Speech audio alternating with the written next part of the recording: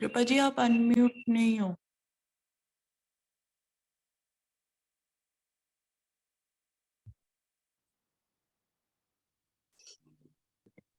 हाँ जसलीन, तुमने फिर रिकॉर्डिंग ब्रेक करके दोबारा शुरू कर दी। डिस्कनेक्ट हो गया, मैंने कुछ नहीं किया था, मुझे लगा सेशन अपने है। आप ही हो गया। हाँ। अपने आप ही हो गया। हाँ मुस्कान, क्या बोल रहे हो?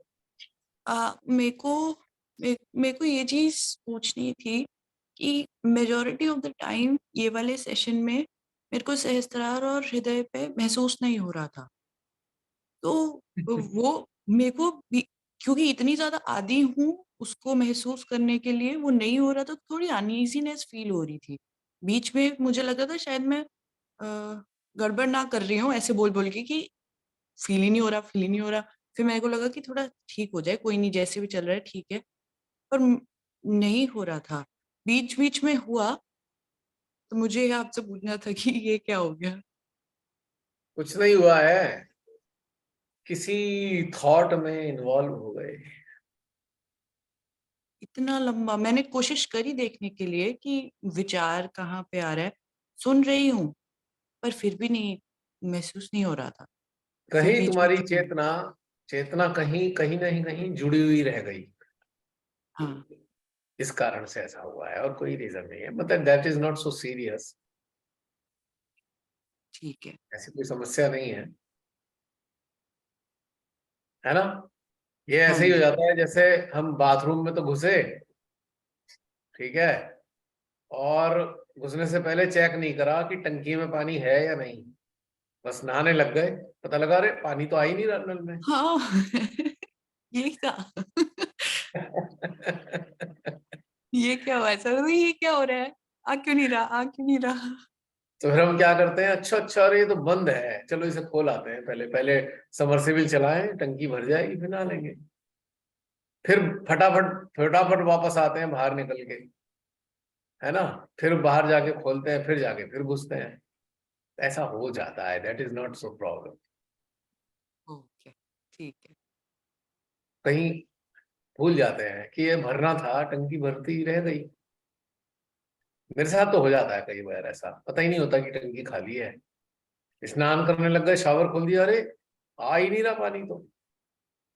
फिर पता लगता है अरे तो टंकी भरी हुई थी ही नहीं। तो ऐसे ही जब हम इस स्थिति में होते हैं ना, तो हम टॉप अप नहीं करे होते एनर्जी को, ड्रेन कर चुके हैं लेकिन टॉप अप नहीं किया, तो कहाँ आएगी?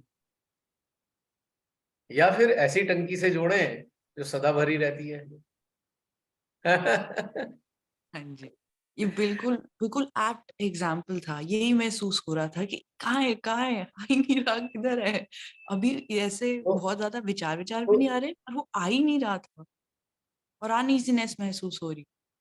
सहस्त्रार रूपी जो टंकी थी ना, हाँ हमने जी। उसे बड़ी टंकी से नहीं जोड़ा, यानी कि पार ब्रह्म परमेश्वर से जोड़ के रखोगे तो सहस्त्रार वाली टंकी भरी रहेगी।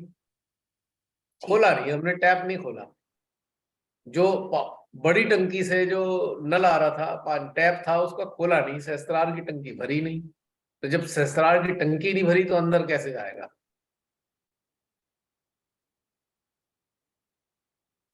क्लियर हो गया पॉइंट? बिल्कुल। तो ये कारण हुआ। चलो, कैसा रहा ये यात्रा, कैसी रही? अच्छी जो चीज ऐसा महसूस होता था, आपने उसको बहुत ही क्लियरली समझ आ गया कि कैसे हमेशा ये दो रहता था, जिसमें एक बच्चा है, एक बताने की कोशिश कर रहा है, पर उसको कभी भी ऐसे आइडेंटिफाई नहीं कर पाई थी कभी भी। वो चीज़ आपने इतने अच्छे से, आपके माध्यम से वो आई कि वो क्लियर हो गया, तो उससे बहुत अच्छा लगा कि समझ में आया कि अच्छा ये परवरिश वाली चीज़ हमारे भीतर ही है, और वो जो, क्योंकि इतनी सारी आवाज़ें भीतर चलती है कि आपको पता नहीं चलता, अच्छा ये उस हिसाब से है, ये वैसा है। तो बहुत अच्छा, क्लैरिटी मिल गई काफ़ी। तो चलो इसी बात पे टेलीग्राम ऐप खोलो, और जो आज तुमने लिखा है वो पढ़ के बताओ यहाँ सबको, सबको पढ़ के सुनाओ। हमारे YouTube व्यूअर्स जो हैं वो भी इसका आनंद उठाए। बहुत ही सुंदर एक्सप्रेशन है ये, मुझको बहुत मजा आया उस एक्सप्रेशन में। तो मैं शुरू करती हूँ हाँ, कि सामने आ जाओ भीतर भाई। अरे, वो अगर तो मैं आप आ सकती हो सामने, अब पढ़ के सुना दो। सामने अगर मैं स्विच करती हूँ ऐप पे तो फिर मेरा वो बंद हो जाती है नहीं वीडियो। नहीं, जरूरत ही नहीं होती, इसमें छोटी सी एक विंडो खुली रहेगी, ट्राई करके मैसेजेस देखो। मैसेजेस में नहीं होता अच्छा, टेलीग्राम। इसमें नहीं होता। चलो मुस्कान, तुम्हारी आवाज तो सुनी लेंगे हम। हाँ जी, ठीक है। सुनाओ, अपने अंदाज में पढ़ के सुनाना, जिस अंदाज में लिखा है उसी तो भाव से, उसी कोशिश रीडिंग के साथ। कोशिश रहेगी। ठीक है। हम्म। तो मैंने ये लिखा कि जय श्री माता जी, भीतर की वार्तालाप आप सबके समक्ष पेश कर रही हूँ। मेरे भीतर एक उलझन चल रही थी। अपने भीतर की आवाज को लेके चिंतन चल रहा था कि पूरा विश्वास क्यों नहीं है अपने ऊपर। तो ये वार्तालाप चली। पहली आवाज कहती कि क्योंकि मन की आवाज और आत्मा की आवाज दोनों भीतर से ही आती है, तो उलझन हो जाती है पहचानने में। शायद इस वजह से अपने ऊपर पूरा विश्वास नहीं है। फिर दूसरी आवाज बोलती, एक समाधान है, एक तरीका है जिससे ये पहचाना जा सकता है। जिस आवाज से सशक्तिकरण हो रहा है, उसकी सुनो, वही आत्मा की आवाज है।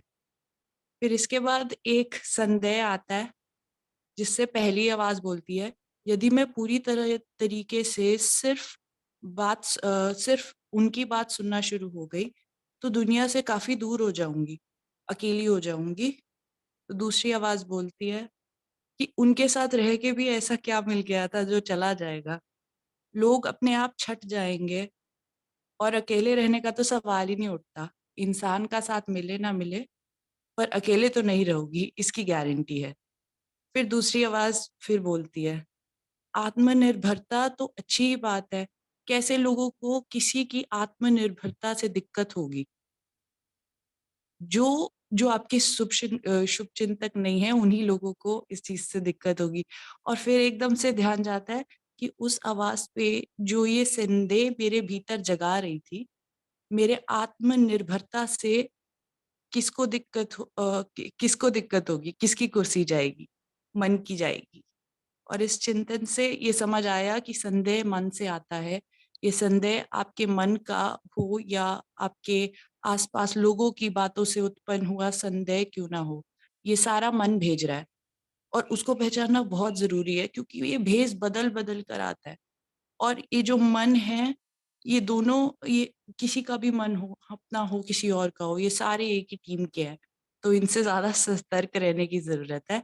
और कृपा जी की भी बात समझ में आई कि संदेह मन से ही उत्पन्न होता है, आपने पहले बोला था। हमारे आसपास के लोग मन से संचालित हैं और सबके मन एक ही टीम के हैं। लोगों की मन कही सुन के अपने भीतर का मन भी सक्रिय हो जाता है। तो सावधान रहिए, सतर्क रहिए। बहुत सुंदर, फिर दोबारा दाद दूंगा। बहुत ही सूक्ष्म और गहन चिंतन था, और बहुत आनंददायी था, और बहुत लाभान्वित करेगा जो इस बात को समझेंगे, इस बात को। बहुत अच्छा लगा, आनंद आ गया मेरे को दिल में। Very good, keep it up. इस प्रकार के चिंतन अंदर चलते रहे, और अगर आप शब्दों में उकेरते रहें, तो ये बहुत सारे लाभ अनेकों लोगों को देने वाले हैं। ये चीज शेयरिंग जरूर होनी चाहिए हर चीज की, है ना। बिल्कुल कोशिश रहेगी। जब मुझे याद है पीछे से पीछे वाले सेमिनार में बात हुई थी, तब थोड़ी सी मैं बताया था कि वो जो अपने अंदर के जो दुश्मन हैं, उनको पहचाना है। फिर वेरी गुड। जब जब से उनके पीछे लगी हूँ, तब से ये और ऊपर उठ रहा है कि अब तो है कि तब बस से पगड़ लिया। तुम्हें जब से उनके पीछे लगी हो, तब से तुम्हें विजय श्री हासिल होती जा रही है हर स्टेप पर। कोशिश चल रही है, हाँ जी। बिल्कुल यही बिल्कुल, करती अभी चलती जैसे रहेगी। एंड होने वाला है, क्योंकि मुझे याद है 2022, जब 2021 एंड हुआ था, तब वाले सेमिनार में हम सबने बोला था कि इस वाले साल में आत्मनिर्भर होंगे। तो उसी के कहीं ना कहीं वो भी एक तरीके का मोटिवेशन का काम और भी कर रहा था, क्योंकि जब पिछले सेमिनार में देखा तो मुझे लगा यार ये तो ईयर खत्म भी होने वाला है, क्या मैं उसके पास भी हूँ जो पीछे बात करी थी रेजोल्यूशन के। तो वो एक मोटिवेशन का काम जरूर कर रहा है। एक्चुअली रेजोल्यूशन जो होते हैं वो भ्रामक होते हैं, इनके चक्करों में नहीं पड़ना चाहिए, अंदर की पर आवाज अगर पे चलनी चाहिए, वो पर सारे अगर ये मेंटल है। थोड़ा-सा पुश कर दे तो अच्छी बात होती है। मुझे पता है शायद नहीं भी हो पाएगा, ऐसा नहीं है कि टाइमली हो जाएगा, पर अगर पुश कर रहा है तो थोड़ा-सा ठीक है ना? All the resolutions and all the promises are confusing and mythical, वो कभी पूरे नहीं होते। तो जीना कैसे चाहिए, जैसे भीतर से।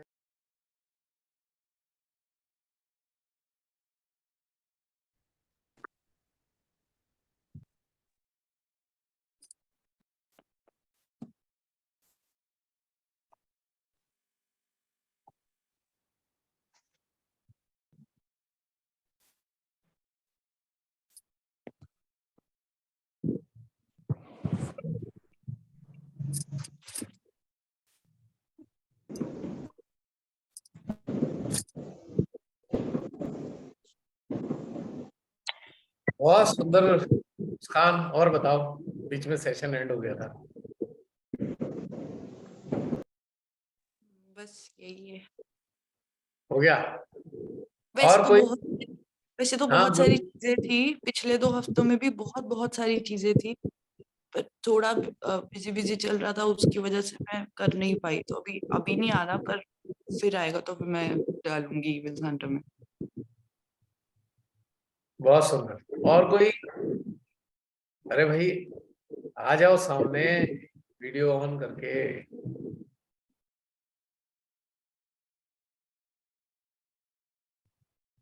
और कोई शेयर करना चाहता है? आयशा रानी, आज तुम शेयर कर दो।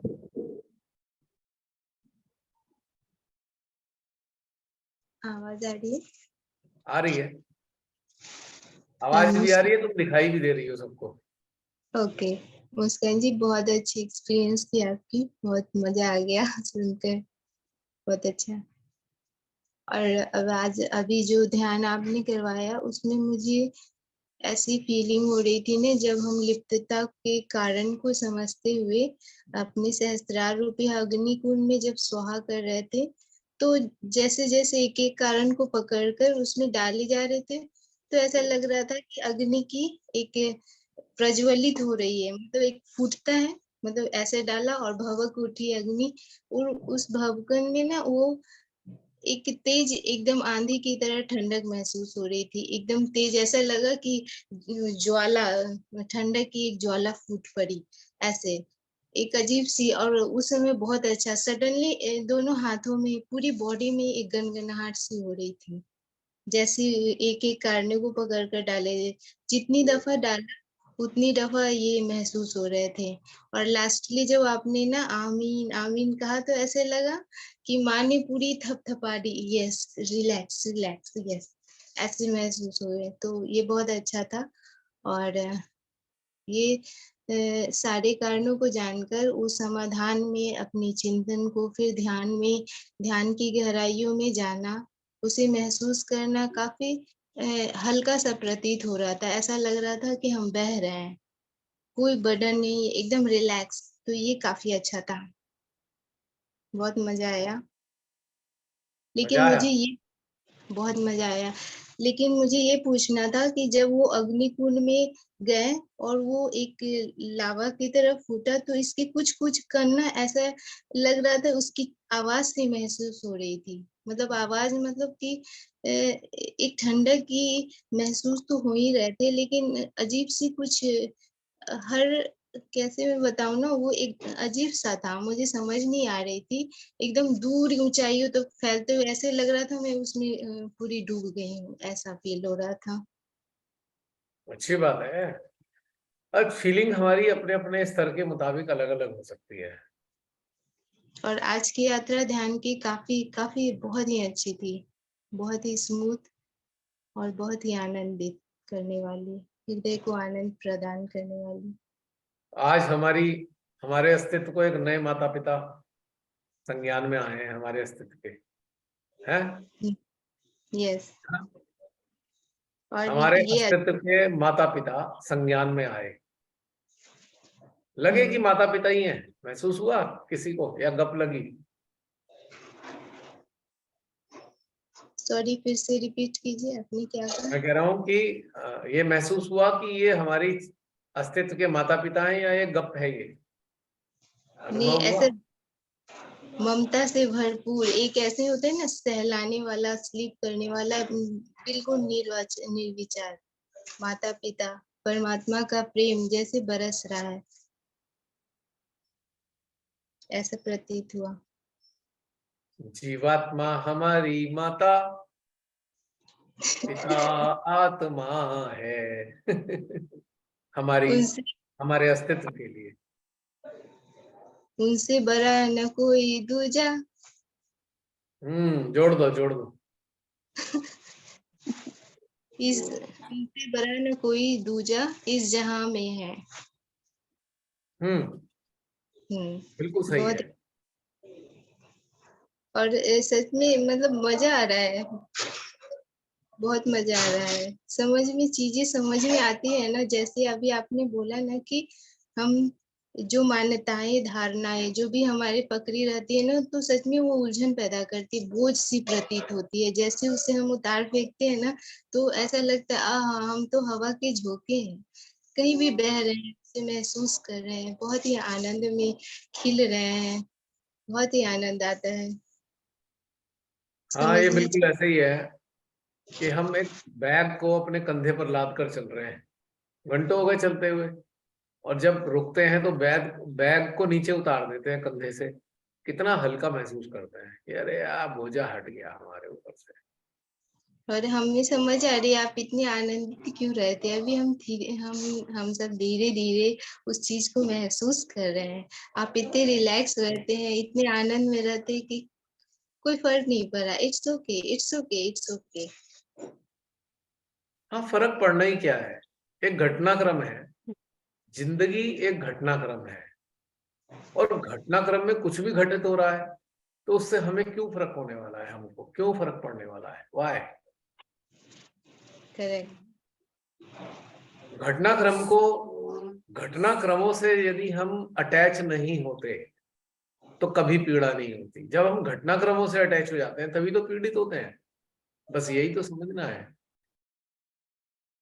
अब अफसोस क्या होता है कि हमें कभी समझ नहीं आता कि हमारा जीवन एक घटनाक्रम है, ठीक है, और इस कारण, इस नासमझी के कारण हम अपने हिसाब से घटनाक्रम तैयार करना चाहते हैं, हम अपने हिसाब से चलाना चाहते हैं इस घटनाक्रम को, जो चल ही नहीं सकता। कैसे चलेगा?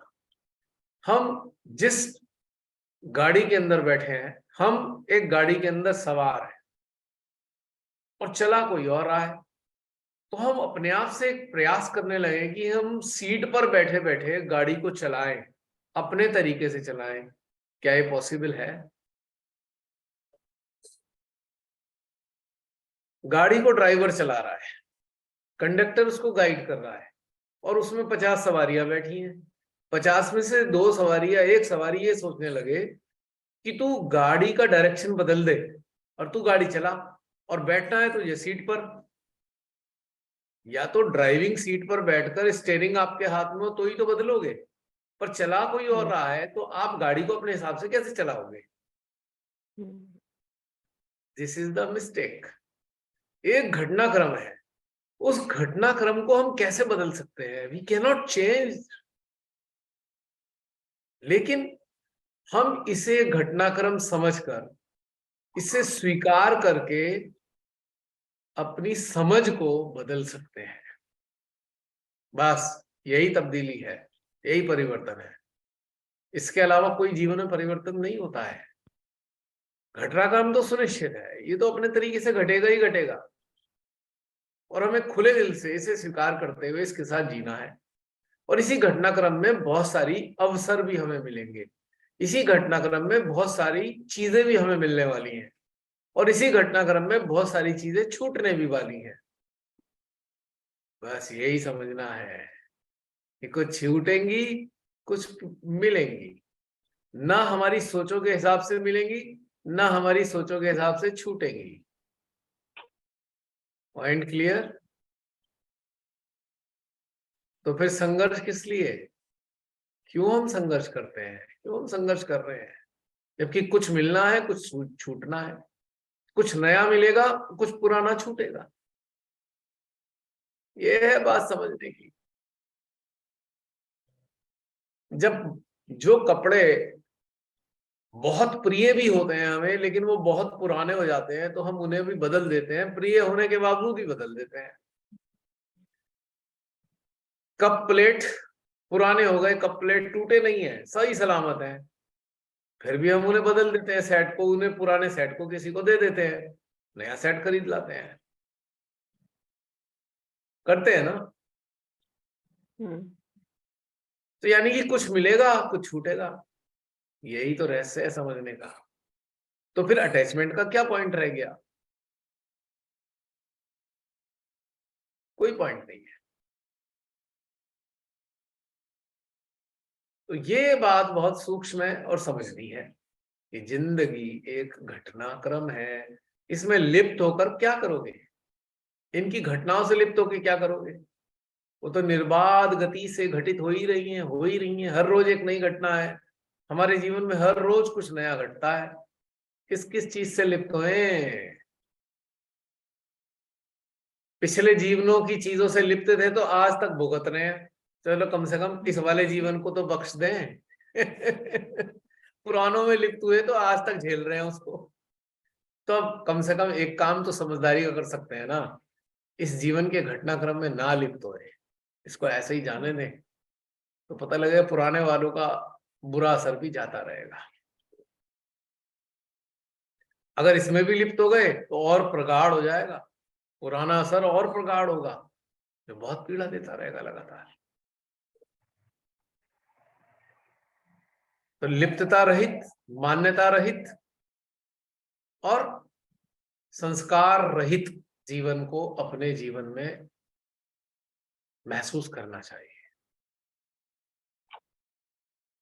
और जो लिप्तता है वो हमारे कुसंस्कारों का परिणाम है।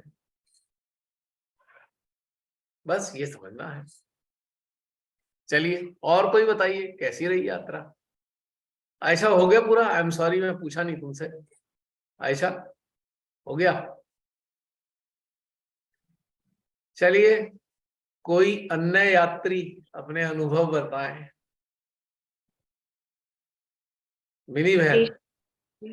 जय श्री माता जी भैया। जय श्री माता जी बहन। भैया आज सुबह ही ये लिप्ता पर मेरा भी चिंतन चला था। अच्छा। तो किसी चीज से लगा कि लिप्त होकर बहुत हानि हो सकती है, ऐसा मुझे लगा। तो तुरंत अपने आप को संभाल लिया और फिर मैंने इस पर चिंतन किया कि ऐसा क्यों है।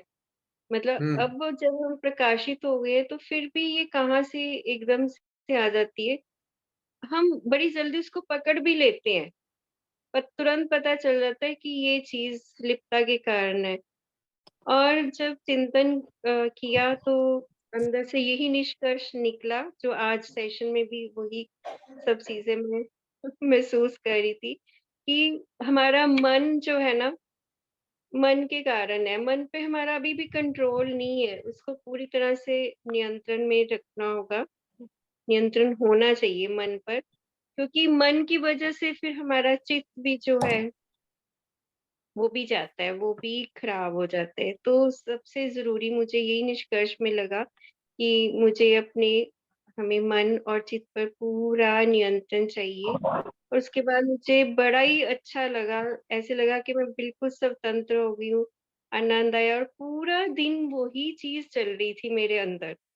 और आज भी जब ये सेशन हुआ तो वही चीज मुझे अभी भी लगी। पर आपने बहुत क्लियर और भी बहुत सारी चीजें की क्लैरिटी इसमें दे दी ना, कि लिप्तता के ऊपर बहुत ही विस्तार से बताया। तो निश्चय रूप से ये अब बिल्कुल समाप्त होगी और भी अपने अस्तित्व को भी प्रकाशित करना है। ये चीज भी सेशन में बहुत अच्छी लगी कि किस तरह से प्रकाशित करना है। हमारी जीवात्मा का क्या रोल है, हमारे जो माता पिता है, असली जो माता पिता जो हमें डिसिप्लिन कर सकते हैं और भी ज्यादा हमारे इस मार्ग पर हमें मदद कर सकते हैं। ये बहुत अच्छा लगा सेशन में ना, बहुत ही आनंददायी सेशन था। एक्चुअली इसमें थोड़ा सा बहन थोड़ा सा एक एडिशन करना चाहूंगा। हमें हुँ, चित्त और मन को कंट्रोल नहीं करना है, उनको मतलब प्रभाव गलती विहीन उसी करना की है। वजह से, उसी की गलती की वजह से हम लिप्त हो जाते हैं ना, कि हमारा मन किसी चीज़ में नहीं, कंट्रोल हुँ, करने से ठीक नहीं होता, इसको प्रभाव विहीन कर दीजिए, इसका प्रभाव नष्ट कर दीजिए। प्रभाव हुँ, विहीन कैसे होगा?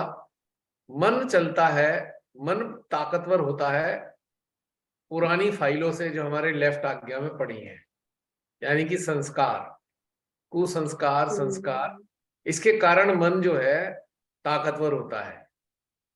वो संस्कार नष्ट कर दो तो मन विहीन हो जाएगा, इसे कंट्रोल करने की जरूरत ही नहीं। अगर ये इसकी लेफ्ट आज्ञा की फाइलें डिलीट हो गई तो मन तो ऑटोमेटिकली निष्क्रिय हो गया, इसे कंट्रोल करने की जरूरत नहीं। अगर आप कंट्रोल करने की कोशिश करेंगे तो कर ही नहीं सकते। थोड़ी देर के लिए जबरदस्ती बैठा देंगे इसको, फिर ये उछल के भाग जाएगा, फिर कुछ और करेगा। नहीं, नहीं कंट्रोल नहीं, कहने में मैं ऐसे मतलब कि मन को ये मतलब महसूस किया कि मन को रहना ही हृदय में, माँ के चरणों में ही रहना है।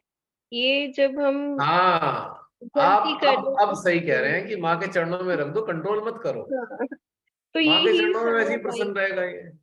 हाँ जी, ये कहना था, मैं कह कुछ और गई। मतलब यही अपने आप को सारा दिन यही समझाती रही कि अब ये यहीं रहना चाहिए, तभी हम स्वतंत्र रह सकते हैं, तभी हम आनंद में रह सकते हैं। और एक और इंटरेस्टिंग तथ्य है मन को निष्क्रिय करने का। यदि हम अपने जीवन को आवश्यकता के ऊपर आधारित बना लें, आवश्यकता पे आधारित जीवन जिए, तो मन का तो कोई रोल ही नहीं रहेगा, खत्म हो गया रोल तो मन का। मन का रोल तब तक है जब तक आप इच्छा पे आधारित जीवन जीते हैं। अगर आप हुँ, इच्छा पे आधारित जीवन जिएंगे तो मन हमेशा बना रहेगा। यदि इसे ट्रांसफॉर्म करके आवश्यकता पे आधारित जीवन बना लेंगे तो मन की अस्तित्व निष्क्रिय हो जाएगी। मन होगा तो सही पर वो निष्क्रिय होगा। ये भी ठीक है। अब अब प्रश्न आएगा, भाई आवश्यकता पे आधारित कैसे बनाएं? इच्छा पे आधारित और आवश्यकता पे आधारित में क्या अंतर है? तो नहीं समझ आता, बहुत अंतर सरल सी समझ बात आता है। बहुत हुँ, सरल सी बात है कि जिस चीज के विचार आते हैं वो इच्छा के ऊपर आधारित होते हैं, तो मन सशक्त हो रहा है। और जो विचार रहित अवस्था में जो जीवन जी रहे हैं, जैसे अब भूख लग रही है, फीलिंग आई और हमने खाना बनाया, खा लिया, तो ये अवश्य। खाने का विचार तो नहीं आया ना, फील आई हुँ, है, भूख लग रही है, खा लो।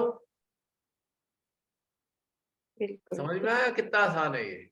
और आसान है। जिसका विचार आ रहा है, जिस चीज का विचार आ रहा है वो निश्चित रूप से इच्छा है, तो उसको हमें ध्यान नहीं देना है। जिस चीज की आवश्यकता है मानव के अस्तित्व को, मानव के रूप में हम हैं अगर, और हमें किसी चीज की आवश्यकता है, तो उसको पूरा करने पे आधारित अपने जीवन को बना लेंगे, तो इच्छाएं कभी जन्म ही नहीं लेंगी। और जब इच्छाएं जन्म नहीं लेंगी तो विचार भी नहीं आएंगे, और जब विचार नहीं आएंगे तो आप आनंदित रहेंगे। पॉइंट समझ में आया कितना आसान है? बिल्कुल, बिल्कुल भैया। देखा जाए तो इच्छाओं की ज़रूरत ही नहीं है हमारे जीवन में, है ही नहीं, आवश्यकताओं की है ही जरूरत है। नहीं। और स्वतंत्र आवश्यकताएं रह कौन सी सकते हैं। हैं? जो जेन्युइन आवश्यकताएं हैं। अब जैसे कि हुँ, आजकल शादियों का सीजन चल रहा है, हुँ, हुँ, अब इच्छाएं कितना तंग कर रही हैं, देखो ना, कितने प्रकार की इच्छाएं पीड़ा कर दे रही हैं हमें लगातार। अब इच्छाएं कहाँ से पैदा हो रही हैं?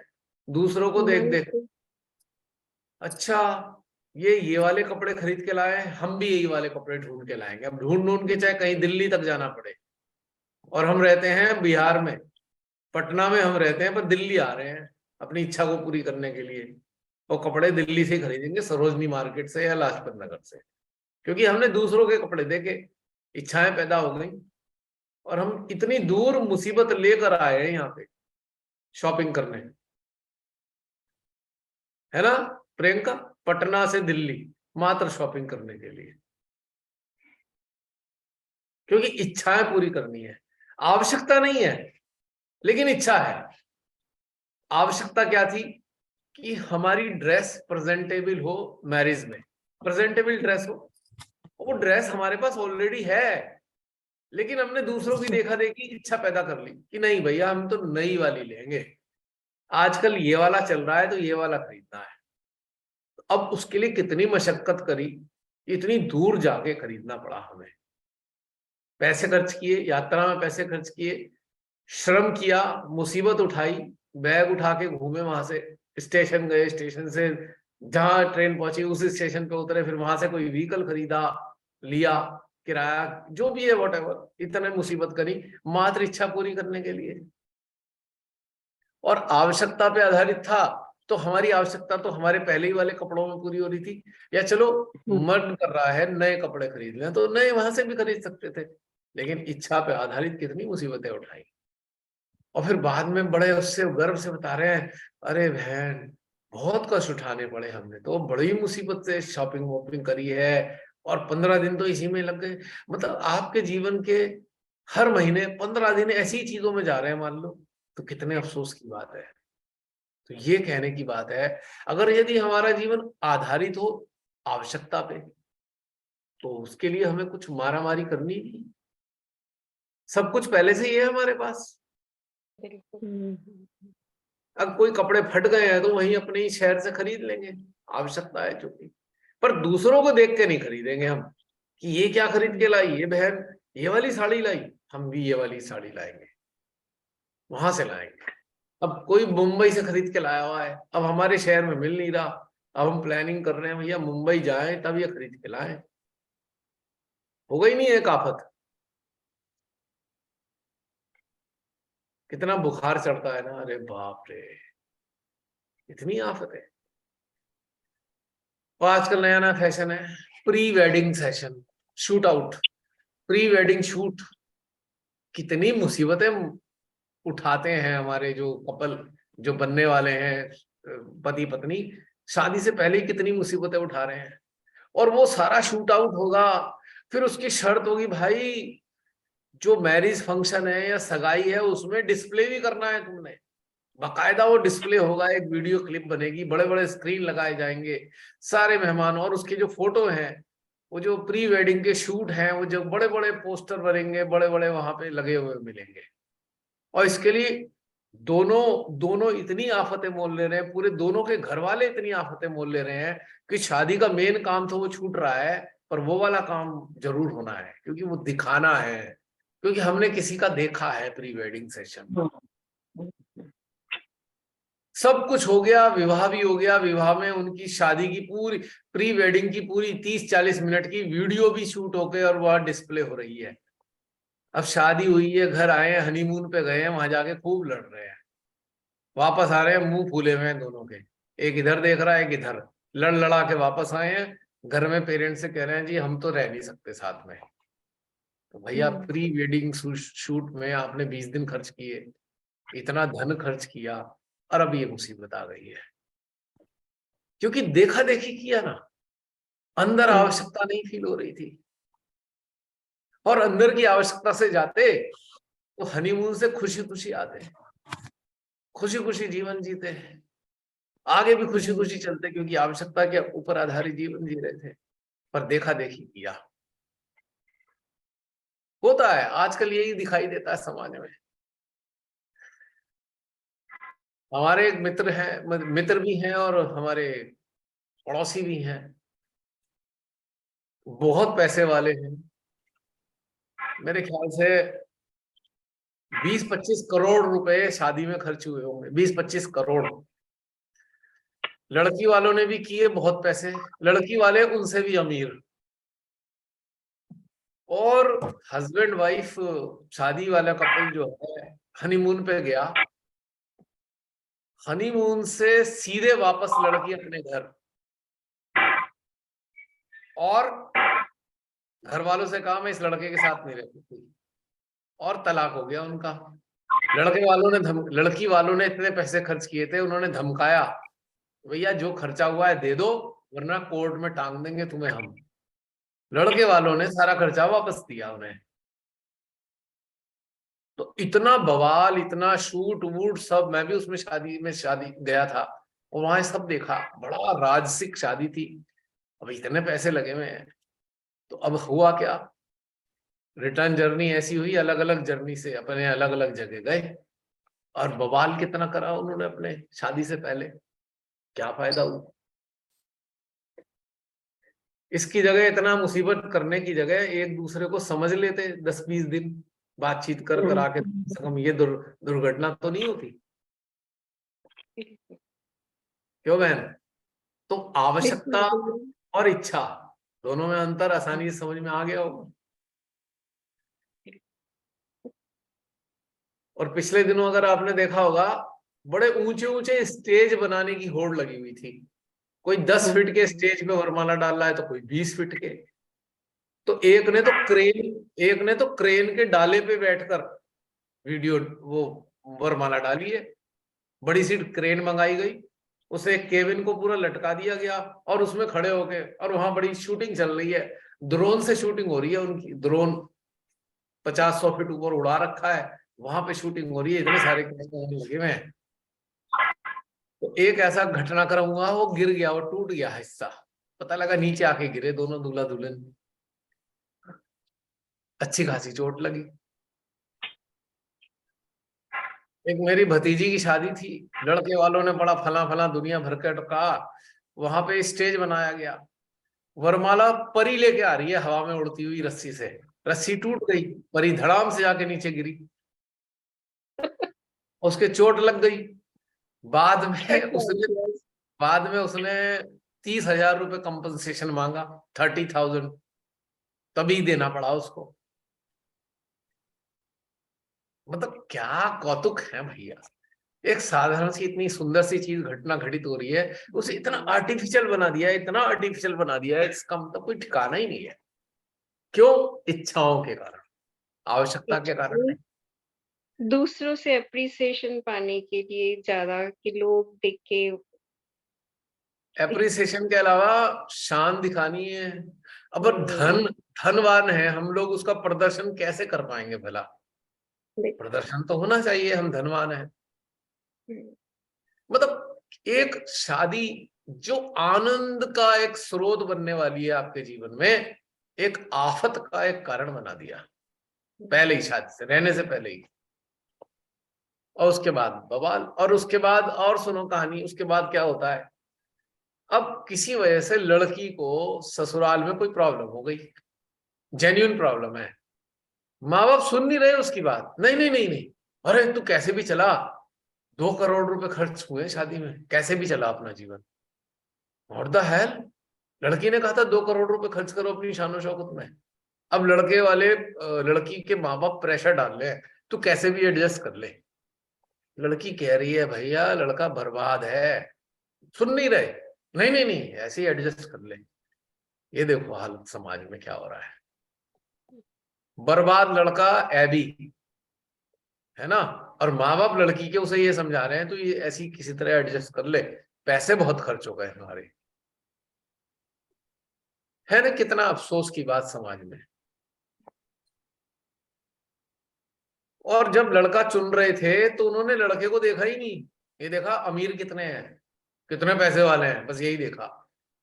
उसकी हरकतें नहीं पता उन्हें, उनकी मंडली नहीं पता उस लड़के की, वो क्या करता है ये नहीं पूरी तरह पता, बस उनकी शानो शौकत और करोड़पति हैं और अरबपति हैं, देख दाख के कर दी शादी, शानो शौकत से कर दी। अब उसके बाद लड़की की जिंदगी खराब, अब वो अपनी किस्मत को कोस रही है, कहां फंस गई मैं।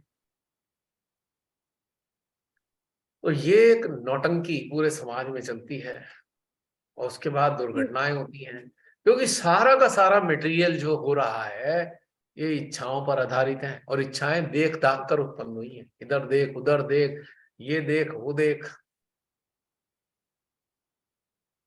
तो ये बुरा हाल है। लेकिन यदि कोई मानव आवश्यकता पे आधारित जीवन जिएगा ना, तो इतना लफड़ा ही नहीं करेगा अपने जीवन में, इतनी आफतें पैदा नहीं करेगा। आवश्यकता पूरी करने के लिए इतना बवाल करने की जरूरत नहीं होती। वो तो आराम से शांति से भी हो जाते हैं, है ना। बिल्कुल भैया। ये जो सोशल मीडिया का मिसयूज हो रहा है ना इन चीजों से, हर कोई अपनी शान और शौकत उस पर डालता है, बाद में चाहे लड़ाइयाँ ही हो रही हो, पर हस्बैंड वाइफ ऐसे ही दिखते हैं बहन उसको जी, देख के। बहन जी, 90% नहीं, वो खुद प्रॉब्लम है अपने करते हैं मैरिज में, 90% भैया। से ज्यादा। नहीं, इसके अलावा भी हस्बैंड वाइफ जो मतलब बाहर घूमते हैं, उन लोगों से पूछो ना तो कहेंगे हाँ, हाँ, फोटोज़ में हम बहुत अच्छे लगते हैं, बाद में तो आपको पता ही है कि क्या होता है। अपने मुँह से ही वो कह देते हैं। मतलब ये शादी से सिर्फ पहले, दिखावा है, शादी शो से पहले, देखिए, शादी से पहले घटना घटित होती है और शादी के बाद दुर्घटना हो जाती है।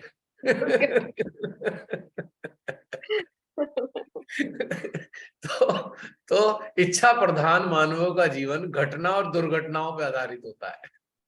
बिल्कुल। और फिर माँ बापों का खेल शुरू होता है। अरे, 1 करोड़ रुपए खर्च कर दिया, 2 कर दिया, अब तो कैसे भी निभा। अब वो बेचारी लड़की फांसी पे लटकी हुई है, लिटरली फांसी पे लटकी हुई है, और उसे यही सीख दी जा रही है, तू एडजस्ट कर ले, तू एडजस्ट कर ले, तू एडजस्ट कर ले। और जिस घर में गई है वो भी उससे कह रहे हैं, अरे क्या है, बिगड़ गया है, ठीक कर ले इसको। माँ बाप, तुम्हारी वो लड़की अगर कहते हैं भाई तुम्हारी जिम्मेदारी क्या थी, तुमने क्या करा अपने बच्चे के लिए, तो उस पर ही चढ़ जाएंगे राशन पानी लेके कि तू कैसे घर से आई है, तेरे को माँ बाप ने सिखाया नहीं, उसे ये सुनने को मिलेगा। बहुत अफसोसजनक स्थिति है। मुझे बड़ा मतलब दया आती है, दुख होता है मेरे को ये सब देख देख के कि क्या है यार, पागल जैसा समाज हो गया। पागलपना बढ़ता ही जा रहा है रात दिन, क्योंकि इच्छा प्रधान जीवन जीने पे लगे हुए हैं लोग, इसी में इच्छाओं के ऊपर आधारित जीवन जीते हैं, इसलिए परेशानी है। पर और अब बलि तो हमारे, लड़की की चढ़ गई ना, लड़की हाँ, की बलि चढ़ी ना दोनों तरफ से, ना माँ-बाप उसके हुए, ना ससुराल वाले, बलि वो चढ़ गई। और अफसोस की शादी से बात है, माँ बाप से शिकायत करेगी, नहीं नहीं नहीं, तू तो पराये घर की है। और जिस घर में गई है वो उसके घर को मानते ही नहीं है उसका। तो बेचारी कहाँ जाए वो लड़की, कौन सी दुनिया में जाए। सोचो जरा कितना कष्टकारी मामला। और लड़के ने पूरी जिंदगी कुछ किया नहीं है, माँ बाप की कमाई पे ऐश कर रहा है, स्टेटस माँ बाप का बनाया हुआ है। तो वो माँ बाप को खुश करने के लिए लड़की पे दबाव बनाया जा रहा है, दबाव बनाया जा रहा है, तू माँ बाप की सुन। और माँ बाप है नालायक, परले दर्जे के, वो अपनी चला रहे हैं, पता लगा उसको गुलाम बनाना चाहते हैं। अब लड़की को लग रहा है पति तेरा नहीं, तेरे माँ बाप तेरे नहीं, और सास ससुर जो हैं वो माँ बाप जैसे दिखते नहीं। अब क्या करे वो, हुँ। कितना दुर्भाग्य है।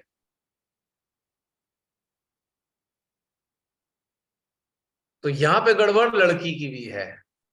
जब विवाह की तैयारी चल रही थी या बात चल रही थी, तो उसने अपनी अपनी अनुभूति के ऊपर आधारित चीजें शो क्यों नहीं करी माँ बाप से। हुँ। यहाँ लड़की की भी गलती है, ऐसा नहीं है कि लड़की गलती नहीं है। वो कहेगी नहीं नहीं नहीं, माँ बाप ने धमकी दे दी थी, फांसी पे चढ़ जाएंगे, फला फला फला, इज्जत इज्जत। अब क्या इज्जत बन रही है? ये सब जो हो रहा है सबके सामने, झगड़े हो रहे हैं दो परिवारों में, क्या इज्जत की बात है ये?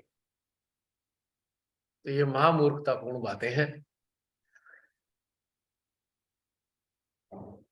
लेकिन झूठी इज्जत, झूठी शान और झूठी जिंदगी, बस यही सच्चाई है आज के समाज की।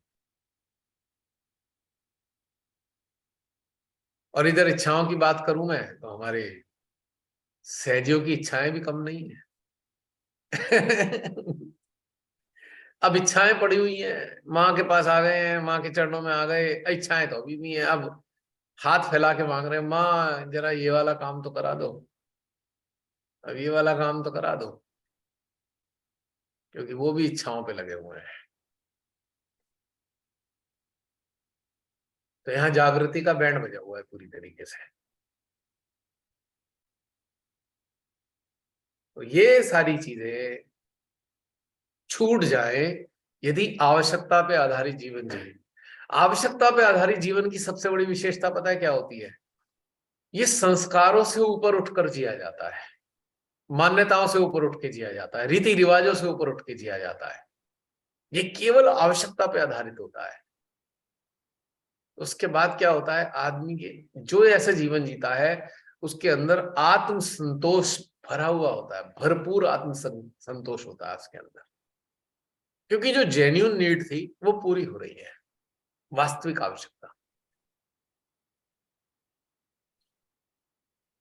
तो ये एक बहुत आनंददायी है। अगर कोई ध्यान में उतरा भी नहीं ना, उसे कुछ भी नहीं पता ध्यान के बारे में, अगर वो केवल केवल केवल अपनी वास्तविक आवश्यकताओं पे आधारित जीवन जीना शुरू कर दे, तो भगवान की आवश्यकताओं को पूरा करेंगे, निश्चित रूप से करते हैं, अवसर देते हैं उसे पूरा करने का, और उसके अंदर सुख चैन बना रहता है लगातार। और जैसे ही हम इच्छाओं पे आते हैं, बस जैसे ही हम लिप्त होते हैं, जैसे हम किन्हीं चीजों से लिप्त हैं, जैसे हम इस जीवन को घटनाक्रम ना मानकर इस घटनाक्रम को अपने हिसाब से चलाना चाहते हैं, हमारी जिंदगी में आफतें पैदा हो जाती हैं। आए दिन दुखी रहते हैं, अभी इस चीज से दुखी तो कल को उस चीज से दुखी तो परसों उस चीज के दुखी, क्योंकि वो दुख हम पे नहीं आ रहे हैं, वो आ नहीं रहे, हमने पैदा किए हैं वो खुद ही, क्योंकि हम इस घटनाक्रम को अपने हिसाब से चलाना चाहते हैं। जैसे मैंने पहले बताया ना कि गाड़ी में बैठा हुआ यात्री अपनी सीट पे बैठकर गाड़ी चलाना चाहता है, ना तो वो गाड़ी वो चला सकता, ना वो गाड़ी चलेगी कभी उससे। हाँ, अगर वो समझदार है तो सीट पर बैठकर आनंद जरूर ले सकता है यात्रा का। है ना मजेदार चीज? क्यों बहन जी? चलिए, ये वाली बात आपने उठाई तो उसके ऊपर ये बातें हो गई। और कुछ रमणी बहन, आप कुछ और कहना चाहें? नहीं बस भैया, आज बहुत और भी क्लैरिटी हो गई ना इस पर,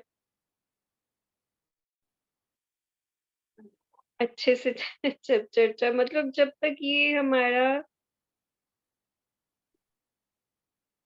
चेतना का हिस्सा नहीं बनती ना, कोई भी बात, कोई भी चीज जो भी हम ध्यान में महसूस करते हैं, उसका हिस्सा बनना चाहिए। ये बहुत जरूरी है, चेतना का हिस्सा बनना चाहिए। जो भी चीज हमने ग्रहण की आज, उसका हिस्सा बन जाना चाहिए। बार बार बार बार उसी पर हमें अपने आप को चिंतन करना चाहिए कि अभी भी हम, मतलब पता खुद ही चल जाता है कि अभी हम कितना इसमें उतरे, कितना इसको हमने ग्रहण किया है। तो बहुत ही अच्छा था सेशन। हर बार ही होता है ऐसा ही। तो हर बार एक नई यात्रा होती है, नई हर बार बात। एक नई यात्रा के अनुभव होते हैं, और यात्रा के अनुभवों की फिर हर बार नई चर्चा होती है। तो कई बार शिमाताई बड़ा ने शिमाताई ने गाड़ी झकझोर ऐसी चला होती है रखी ना, कई जी। बार कई बातें जिसकी हमें ज़रूरत होती है, वो एक पूरी तरह से हिला देती है कि हाँ, अब तुम इसमें पूरी तरह से उतर जाओ, ज़रा-सा भी कम नहीं, पूरा-पूरा ही उतरना इस चीज़ में। वो चीज़ लगी। अब ध्यान खाली यही नहीं है, हाथ खोल के बैठ गए वाइब्रेशन लेते रहे। ना, ना, ना, वो तो हर वो वक़्त। तो वो तो बेयर मिनिमम रिक्वायरमेंट है। हुँ, वो तो ऐसा है कि जैसे बिजली का कनेक्शन ले लिया है, अब आपने हाँ, कनेक्शन तो ले लिया, तो अब उस बिजली से क्या क्या चलाने वाले हो? हाँ, बात ये है वही अब। चीज़। हाँ, ऑल द टाइम यही चलता रहता है अब, क्योंकि बस चिंतन ही चलता है अब। वाइब्रेशन अगर आ रही हैं तो कनेक्शन लग गया, ये तो मिनिमम हुँ, रिक्वायरमेंट थी, कनेक्शन लग गया। अब उस इलेक्ट्रिसिटी को, जो विद्युत है, जो ऊर्जा रूपी विद्युत है, उससे क्या क्या चलाने वाले हो और क्या क्या प्रकाशित करने वाले हो, उससे कौन कौन से कमरे में प्रकाश फैलाओगे? हुँ, कनेक्शन तो ले लिया है, पर यहाँ पे आपका काम शुरू होता है। परमेश्वरी ने कनेक्शन देकर अपना काम पूरा कर दिया, अब उस कनेक्शन से लाभ उठाने का काम आपका है, वो परमेश्वरी नहीं करने वाली है। ये हुँ, अंडरस्टैंड करना बहुत जरूरी है। बहुत ज़रूरी है चिंतन करना, बहुत। ये असली चीज है समझने के लिए। अब ये नहीं कि वाइब्रेशन आ रहे हैं, वाइब्रेशन आ रहे हैं, खुश हो गए, करोगे क्या उसके बाद? वाइब्रेशन तो आ रहे हैं, व्हाट इज नेक्स्ट? जब ये वाइब्रेशंस भी अब ऐसे नहीं आते हैं, ऐसे होता है कि हम चिंतन कर रहे हैं, वाइब्रेशंस की ओर ध्यान नहीं जाता। एक बार आते हैं स्टार्टिंग में जब हम ध्यान करते हैं, स्टार्टिंग में बहुत ज्यादा आते हैं, फिर उसके बाद लगता है सब जैसे सेट हो गया।